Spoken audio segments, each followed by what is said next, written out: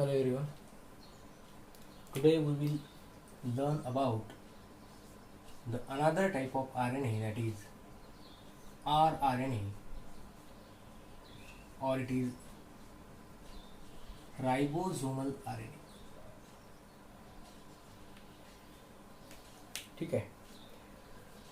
Our topic is actually the type of non-genetic RNA, or we called them as cellular types of the cellular RNAs. आणि हे जे तीन RNAs आपण discuss करून राहिलो, that is mRNA, rRNA and tRNA.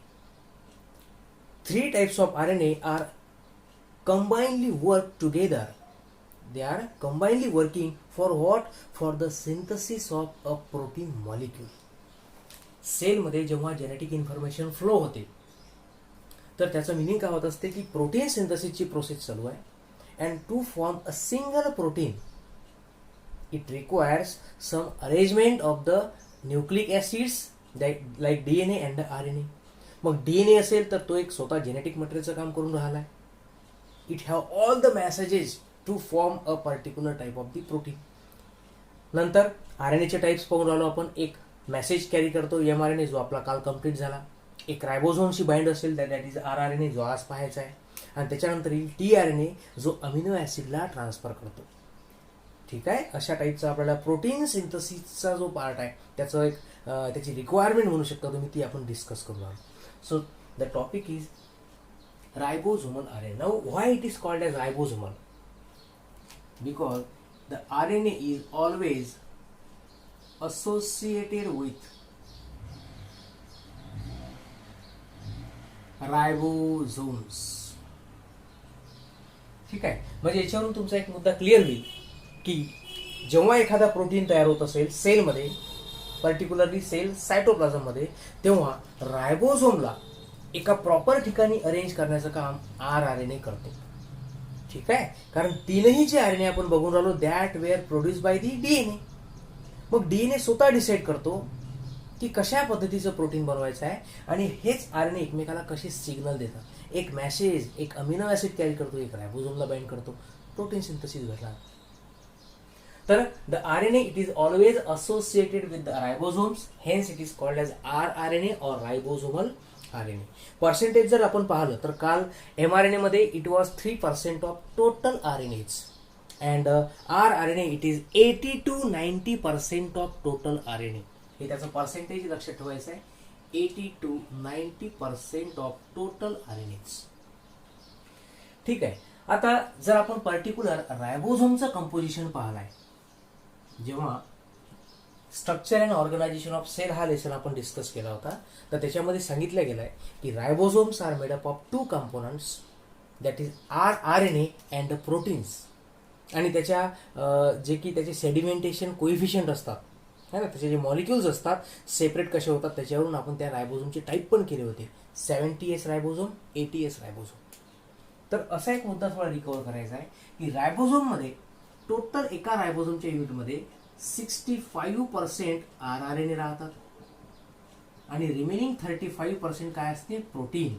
म्हणजे तुम्ही अंदाज लावू शकता की व्हाय इट इज रायबोझोमल काय आहे, कारण या RNAचं सगळ्यात जास्त प्रमाण हे रायबोझोमला बनवते, म्हणून त्याला म्हणायचं आहे रायबोझोमल RNA. ठीक आहे.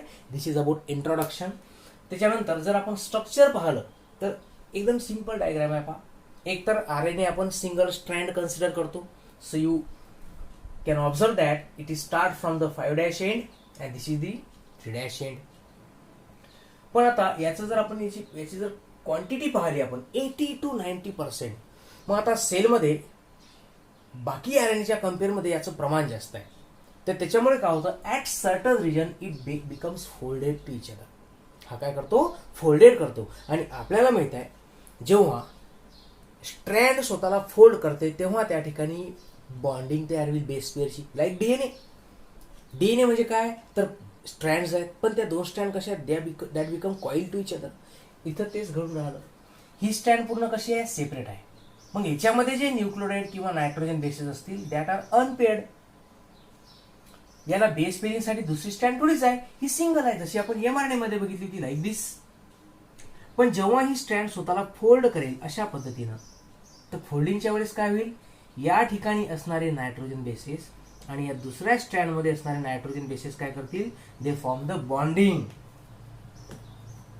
है ना, डबल बॉन्ड, ट्रिपल बॉन्ड. आणि आपल्याला माहित आहे की ही बॉन्ड केव्हा तयार होतात, प्युरिन अँड पिरिमिडिन. जर समजा एका स्ट्रँडवर ॲडिनाइन बेस असेल तर another should contain the uracil, कारण आरएनए मध्ये थायमिन बेस नसतो, it is replaced with the help of युरासिल.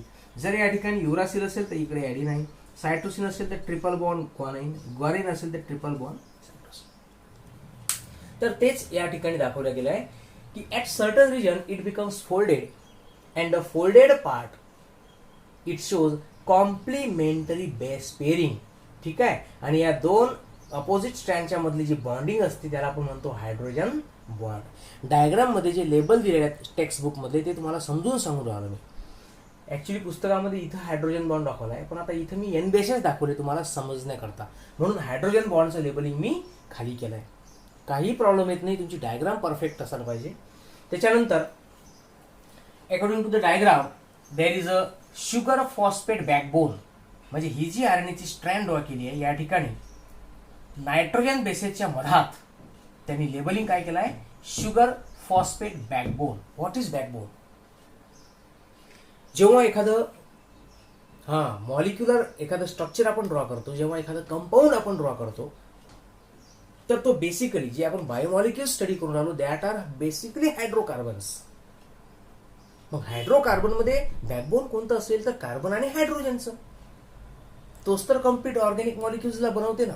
And whole body it is also made up of the carbon skeleton. लक्षात ठेवायचं आहे, आपली जी पूर्ण बॉडी बनलेली आहे ऑर्गॅनिझमची, तर त्याच्यामधलं बॅकबोन कोणतं आहे, it is carbon skeleton. Total बॉडीचं वेट जे आहे, तर कार्बनचं जे वेट आहे 49% आपल्या बॉडीमध्ये कार्बनचं वेट जे आहे ते आपल्या बॉडीचं वेट असते. म्हणजे जर एखाद्या व्यक्तीचं समजा 50 किलोग्राम एवढं जर वेट असेल तर त्यातलं नियर अबाउट 25% किलोग्राम वेट हे त्याच्या कार्बनमुळे असते. ठीक आहे, तर हे मुद्दे लक्षात ठेवायचे आहेत. तर या ठिकाणी बॅकबोनचा अर्थ काय होतो की त्या केमिकलला बनवणारा जो मेन म्हणजे त्यातले जे मेन एलिमेंट्स आहेत, ठीक आहे, तर ते असतात कोणते, तर शुगर फॉस्फेट बॅकबोन. आता या ठिकाणी त्यांनी शुगर फॉस्फेट का म्हटलंय तर लक्षात घ्या, जेव्हा जेव्हा आपण न्यूक्लिक ऍसिड म्हणतो इट इज द पॉलिन्यूक्लियोटाइड, आणि पॉलिन्यूक्लियोटाइड म्हटलं म्हणजे स्ट्रँड, आणि त्या स्ट्रँड मध्ये अशा टाईपची अरेंजमेंट असतं. आता आपण या आरएनए सारखी डायग्राम ड्रॉ करू म्हणजे तुमच्या लक्षात येऊन जाईल. पहा कळते का.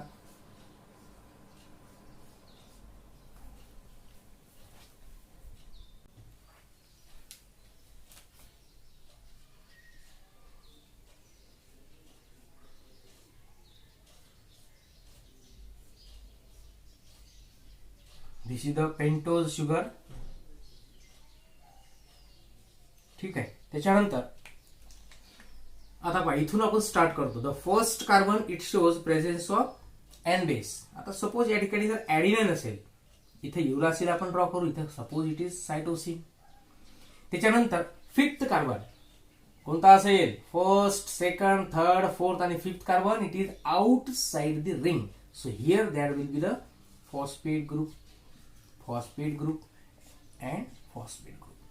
मग आता ही जर कंप्लीट स्ट्रँड तुम्हाला ड्रॉ करायची असेल तर आपण काय करतो, we join the successive nucleotides with the help of phosphate bond.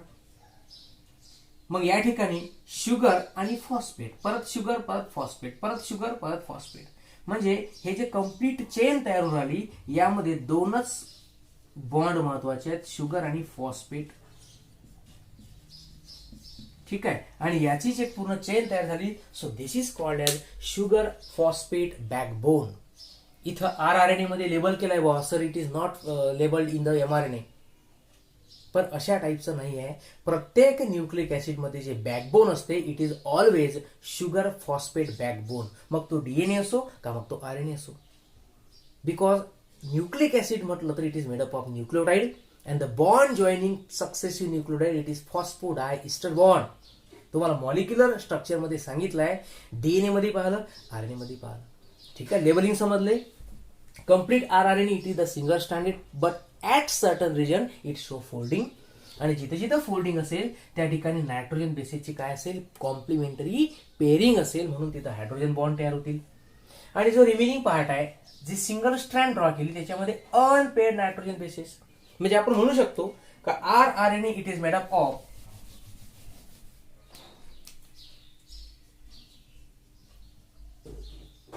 paired nitrogen bases and unpaired nitrogen bases. ठीक आहे. पेअर्ड नायट्रोजन बेसेस कुठे राहतील, इन द फोल्डेड रिजन, ज्याला आपण म्हणतो लूप. आणि unpaired nitrogen bases are present in the single stranded part और it is unfolded part. ठीक आहे. So this is about RNA. आपल्या टेक्स्टबुकच्या प्रमाणे एवढीच इन्फॉर्मेशन तुम्हाला दिलेली आहे. ठीक आहे. डिस्कवरी वगैरे तुम्ही वाचून घेऊ शकता. कोरलँड scientist who discovered the RNA. आणि याचं फॉर्मेशन कुठं करते तर ऑन द DNA. DNAच तीनही RNA ला बनवतो, मग तो M असो, rRNA असो का tRNA असो. आता फंक्शन ऑफ rRNA. आता लक्षात ठेवा, rRNA provides binding site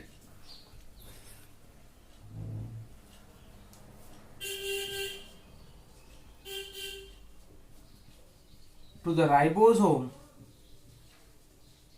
on mRNA. Very important statement for you. ठीक आहे. हाच पार्ट आपला 12th मध्ये रिपीट होईल, पण तेव्हा RNAचं सेपरेट डायग्रामॅटिक रिप्रेझेंटेशन नसेल, जे तुम्हाला आताच क्लिअर करायचं आहे. So RNA what it does, it forms a proper binding site. एक जर आपण या ठिकाणी वर्ड वापरला तर actually it is the proper binding site. म्हणजे जेव्हाही प्रोटीन सिंथसिसची प्रोसेस घडेल ती कशी घडत असते तर सिम्पली एक मेसेज mRNAच्या फॉर्म मध्ये सायटोप्लाझम मध्ये येतो. त्या ठिकाणी इथं रायबोझोम समजा बाइंड झाला, कन्सिडर करा असं लाईक स्टोरी. आणि जेव्हा या ठिकाणी अमिनो ऍसिडला आणलं जाईल, खूप सारे अमिनो ऍसिड येतील, तेव्हा ते जॉईन होतात टू फॉर्म द एक चेन. अमिनो ऍसिडची चेन तयार झाली काय, त्याला आपण म्हणतो प्रोटीन तयार झाला. तर mRNA जेव्हा सायटोप्लाझम मध्ये येईल तर त्याच्यामध्ये काय, इट कॅरी द मेसेज. मग त्यातला एक मेसेज जो आहे mRNA मधला त्याला आपण कोडॉन्स म्हटलं होतं. तर त्या कोडॉनवरती रायबोझोम प्रॉपर ठिकाणी प्लेस झाला पाहिजे, जेणेकरून त्या कोडॉनला तो रीड करेल, त्या कोडॉनच्या नुसार अमिनो ऍसिड बनवेल.